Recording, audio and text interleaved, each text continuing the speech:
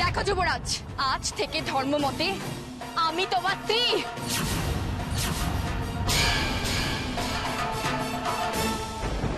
গোলাপ দিয়ে তুই আমাদের ফুলসজ্জার সজ্জা প্রস্তুত করিস, সেখানে আমি আর যুবরাজ সূর্য আজকের এই মধুরাত কাটাবো। আসুন আসুন। যুবরাজ আর আমার কক্ষে এই মুহূর্তে ফুলসজ্জার জন্য বিছানা সাজানো হচ্ছে, আর তাই আমি ভাবলাম ততক্ষণে আপনাদের নতুন বউয়ের জন্য যেসব নিয়ম কানুনগুলো বলছিলেন সেটা সেরে ফেলি। ফুলসজ্জা হবে আজই? কেন, আপনাদের কোনো অসুবিধা আছে? বলছিলাম যে আজ তো ফুলসজ্জা করার নিয়ম নয়, তাই আমি তো আগেই বললাম আমার মর্জির বাইরে কিচ্ছু করার চেষ্টা করবেন না। আমি আমার নিয়ম নিজেই তৈরি করি, আর রাজ্যকে যুদ্ধের হাত থেকে বাঁচাতে আপনাদেরকে সেটা চুপচাপ মেনে নিতে হবে। এবার থেকে কি এইভাবে সারা জীবন আমাদের উর্মিমালার কথাই চলতে হবে? আর পান থেকে চুন খসলেই ও খালি আমাদের যুদ্ধের ভয় দেখাবে। আমার খাস দাসী কত কষ্ট করে ফুলসজ্জার জন্য বিছানা সাজাচ্ছে, আর আপনারা বলছেন ফুলসজ্জা হবে না? এটা আমার খাস দাসীর কতটা খারাপ লাগবে বলুন তো?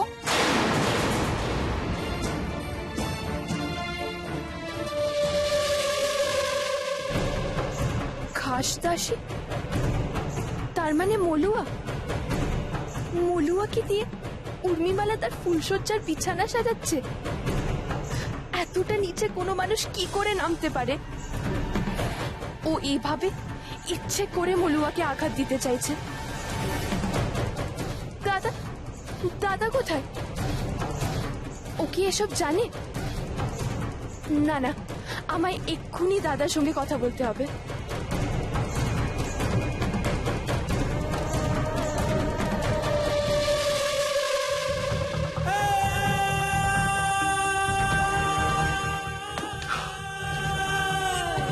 আমি তো বলেছি তোমাকে আমার কাছ থেকে কেউ কোনোদিন আলাদা করে নিতে পারবে না। এমন কোন শক্তি এই পৃথিবীতে জন্মায়নি যে তোমাকে আমার কাছ থেকে আলাদা করে দিতে পারে। তুমি আমার জনম জনমের সাথে, আমরা চিরকাল যেন এরকম তুই থাকতে পারি। দাদা,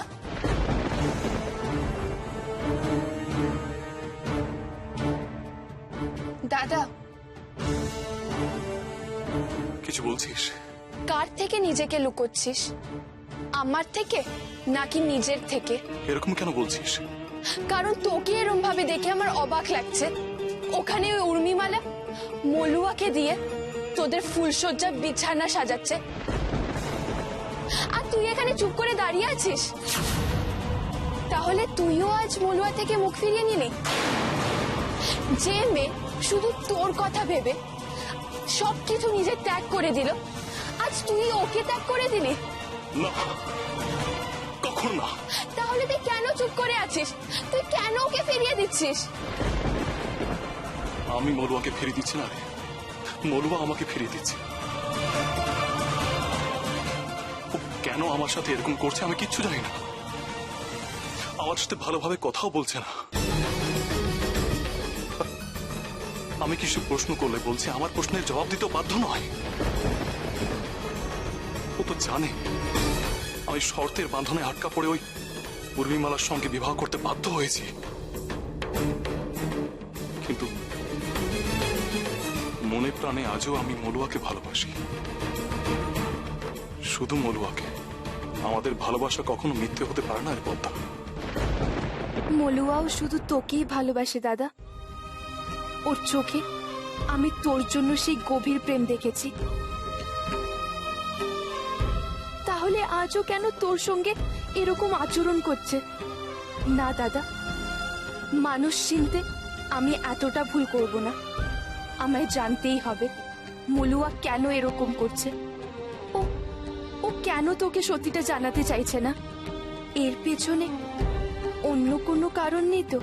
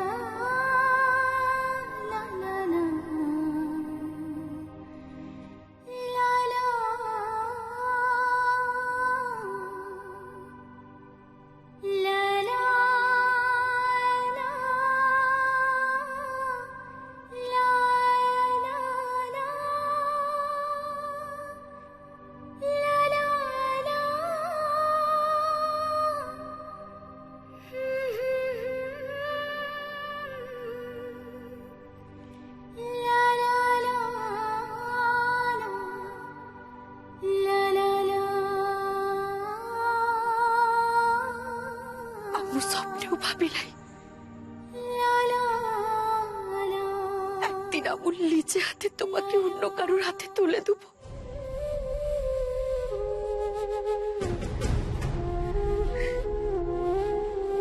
আজ এই হাতে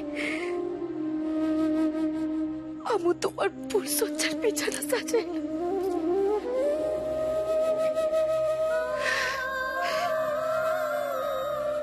এই দিনটা দেখার আগে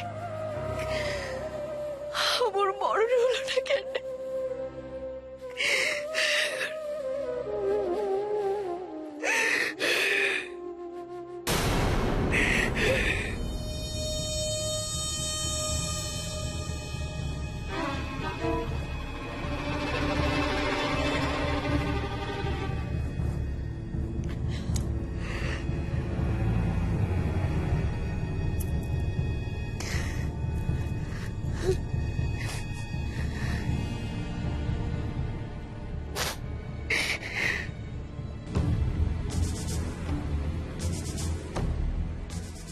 এর মধ্যেই দেখছি সবটা সাজিয়ে ফেলেছে।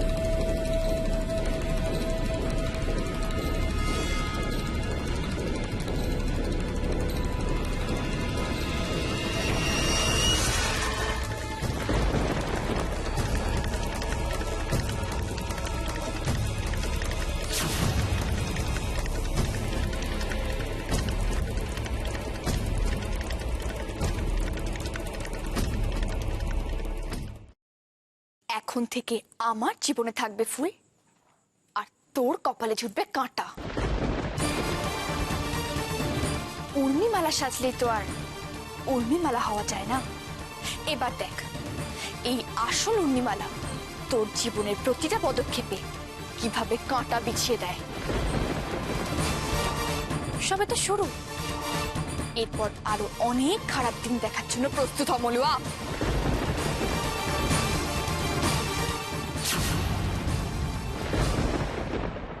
যুবরাজের সঙ্গে আমু দেখাটুকুর বলাই, ওকে আমুর স্বামী বলে পরিচয়টাও দি বলাই। এই শর্তই তুমি আমুকে দিয়েছিলে তো? আমু রাখবো, তোমার সব শর্ত আমু রাখবো। আমু বলছি, কেউ মনেটু রাখবে লাগছে যুবরাজের সঙ্গে আমুর কোনোদিন বিয়েটু হয়েছিল। শুধু অন্য কেউ নয়, তুই নিজেও আর সেটা মনে রাখবি না।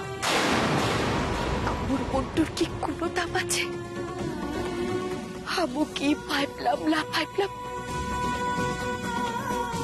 তাতে তো তোমাদের কোনো অসুবিধা হওয়ার কথাটা নয়। বরং এই সম্পর্কটার জন্য আমু তোমাদের সব অত্যাচার মুখ বুঝে সয়ে নিচ্ছি। আর এই সম্পর্কটার জন্যই বলছি, তুমি যুবরাজকে আর কষ্ট দিও না। তুমি আমার জীবনের পথে যত কাটা বিছাতে হয় বিছাই দাও, কিন্তু যুবরাজের জীবনটা, ওর জীবনটা তুমি ফুলের মতো সুন্দর করে দাও রাজকুমারী। সকলে ভুলে গেলেও তুমি আর আমি চিরকাল চাইব যে ও যুবরাজ, যুবরাজ আমর স্বামী। এই রাজপ্রাসাদটু আমর শ্বশুর বাড়ি। আর তাই তুমি আমাকে যত কষ্ট দিবে দাও, বাবু স্বামী আর এই পরিবারটাকে কোনো কষ্ট দিও লাই, তুমি কষ্ট। তুই কি আমাকে ভয় দেখাচ্ছিস? না না, বাবু বাবু তো তোমার কাছে অনুরোধ করছে। ভয় ভয় তো আমুর লিছে। আমু জানিলে তুমি আমুর এই অনুরোধটা না রাখলে যুবরাজ আর তার পরিবারটাকে বাঁচাইতে আমু কি রূপ ধারণ করব।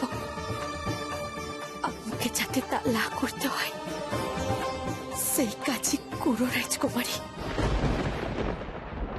এ কি, এ কোন ধরনের কথা? বিয়ে যখন করেছো ফুলসজ্জা তো করতেই হবে, না হলে উর্মিমালা কি এমনি তোমায় ছেড়ে দেবে বলো? এমনিতেই রাজ্যে মহারাজ নেই, উর্মিমালাকে তো এখন তুষ্ট রাখতে হবে। ও যদি রেগে যায় যুদ্ধ টুদ্ধ না বাঁধিয়ে বসে বাবা। যুদ্ধ যুদ্ধ যুদ্ধ! আমি আর পারছি না ছোট মা। যুদ্ধের ভয়ে এখন আমায় নিঃশ্বাসটুকুও ওই উর্মিমালার মর্জিতে নিতে হচ্ছে। মনে হচ্ছে এই জীবনটা আর আমার নেই। হাঁটা চলা ওঠা বসা সবটা এখন অন্য কেউ নিয়ন্ত্রণ করছে। আমি রাজকুমার, প্রয়োজনে যুদ্ধের ময়দানে বুক চিতিয়ে অস্ত্র হাতে দাঁড়াবো। তবু ভীরু কাপুরুষের মতো এই জীবন আর মেনে নিতে পারছি না, কিছুতেই না। সূর্য, যুদ্ধের পরিস্থিতি এড়াতে এত বড় একটা সিদ্ধান্ত নিলে আবার এই একটা সামান্য কারণে একই পরিস্থিতি তৈরি করবে? সামান্য? কোনটা সামান্য?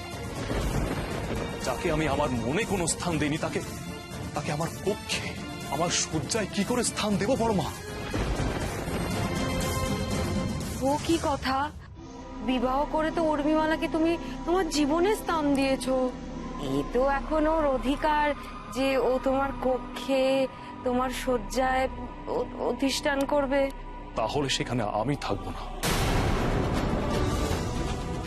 আমার কক্ষে, আমার শয্যায় নিজের অধিকার বলিয়ে ওই উর্মিমালা সুখী হোক, কিন্তু আমার উপর কোন রকম অধিকার ফলাতে পারবে না। এত বড় ভুল করো না সূর্য, তুমি তো ওকে ভালো করেই চেনো। কি থেকে ওর কি মনে হবে, তারপর তারপর আবার ওর বাবাকে বলে যদি। এভাবে বাঁচা যায় না বড় মা, এটা উত্তর উত্তর বাড়বে যজ্ঞের আগুনে ঘি দেওয়ার মতো। যত আমরা উর্মিমালাকে ভয় পাবো তত ও আমাদের ভয় দেখাবে। তবুও সূর্য, তবুও এখন উর্মিমালাকে মেনেই আমাদের চলতে হবে, ওকে ভয় করেই চলতে হবে। আর শুধু তুমি কেন, আমরা ওর উদ্ধত্ত মুখ বুঝে সহ্য করে যাচ্ছি। এমনকি ও ঠান্দিকে পর্যন্ত ছাড়ছে না। অবিরাম ঠান্দির সঙ্গে দুর্ব্যবহার করে চলেছে। তবুও দিনের শেষে ও তোমার স্ত্রী সূর্য, এই রাজ্যের যুবরানী। ওর কথা মেনে নেওয়া ছাড়া আমাদের কাছে যাওয়ার কোনো উপায় নেই। ওর কথা আমাদের মানতেই হবে সূর্য। আজ ফুলসজ্জার কথা মেনে নেবো, কাল ও তোমাদের হত্যা করতে বলবে, তখনও কি মেনে নেব? না, এভাবে পারা যায় না বড় মা। আমার দম বন্ধ হয়ে আসছে। কেন বুঝতে পারছো না? এইভাবে কোনো মানুষের পক্ষে বেঁচে থাকাটা সম্ভব নয়।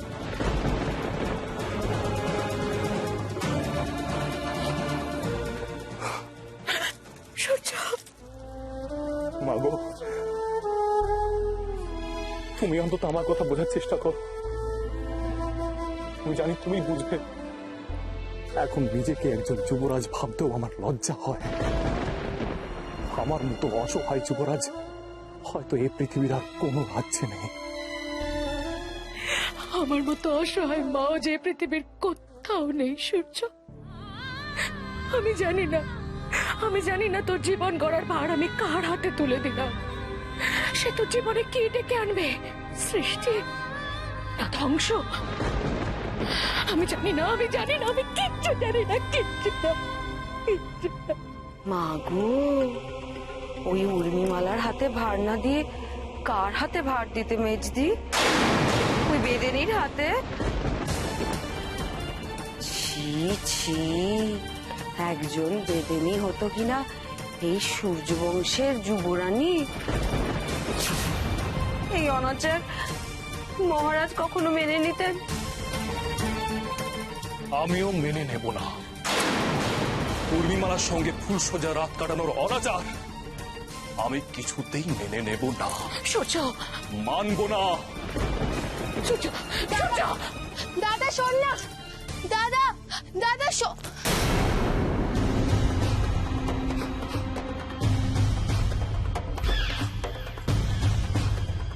আহারে, আচ্ছা সূর্যটার কি হলো? হ্যাঁ, ও বেচারি আবার শোকে দুঃখে বিভাগী হয়ে যাবে না তো? যাই গিয়ে দেখি। সূর্য, রাজপুত্তুর, ভাগ্নে, যুবরাজ। শম্ভু মামা এখানে দাঁড়িয়ে কি করছিল? এখন যা পরিস্থিতি, কাউকে বিশ্বাস করা যায় না। শম্ভু মামার অন্য কোনো পরিকল্পনা নেই তো? খাইমা, যুবরাজের জন্য আর কতক্ষণ আমাকে এইভাবে অপেক্ষা করতে হবে? দাঁড়া, আর খানিকক্ষণ দেখি, তারপর আমি নিজে গিয়ে ওকে এ ঘরে টেনে নিয়ে আসবো। কিন্তু যুবরাজ যদি এই ফুলশয্যায় থাকতে না চায়?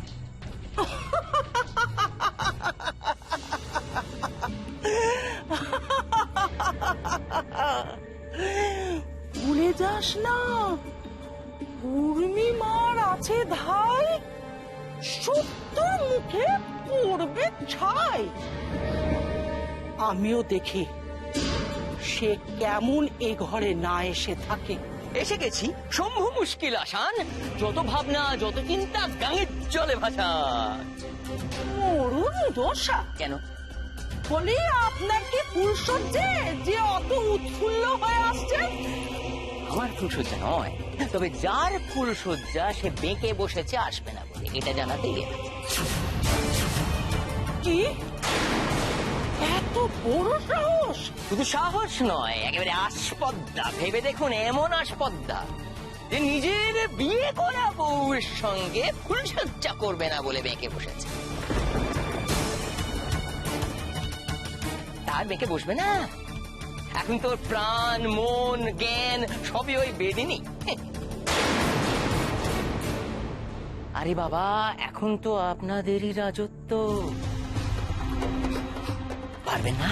পারবেন না ওই সূর্যকুমারকে আপনাদের আঙুলের ইশারায় নাচাতে? উর্মিমালা তার এক ইশারায় গোটা রাজ্যকে তার নিজের হাতের মুঠোয় রাখতে পারে। সেই তুলনায় সূর্যকুমার তো নগণ্য। এই সূর্যনগর দেখবে কড়া শাসন কাকে বলে।